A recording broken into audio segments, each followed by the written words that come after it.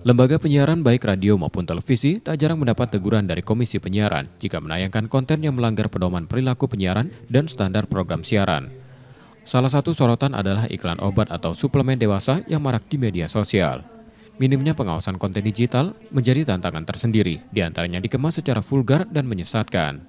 Kondisi ini menjadi pembahasan utama dalam pertemuan antara KPID Sumsel dan Balai Besar POM Palembang yang dihadiri perwakilan lembaga penyiaran se-Sumatera Selatan. Mungkin kita akan melibatkan beberapa instansi lain terkait iklan obat dan makanan ini. Ya mungkin Dinas Kominfo baik provinsi maupun kabupaten kota juga nanti kita ajak diskusi bagaimana supaya ini bisa bersinergi sama-sama untuk kepentingan masyarakat.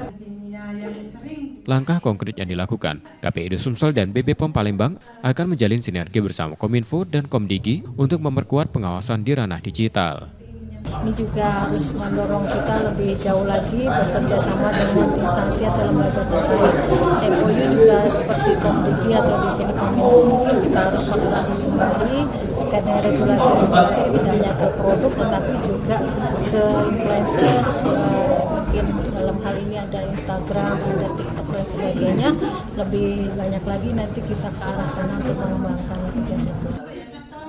Kedua lembaga ini juga memperbarui nota kesepahaman yang telah terjalin sejak 2019 guna memastikan penayangan iklan di lembaga penyiaran tetap sesuai aturan yang berlaku. Muhammad Reza Palevi, Kompas TV, Palembang, Sumatera Selatan.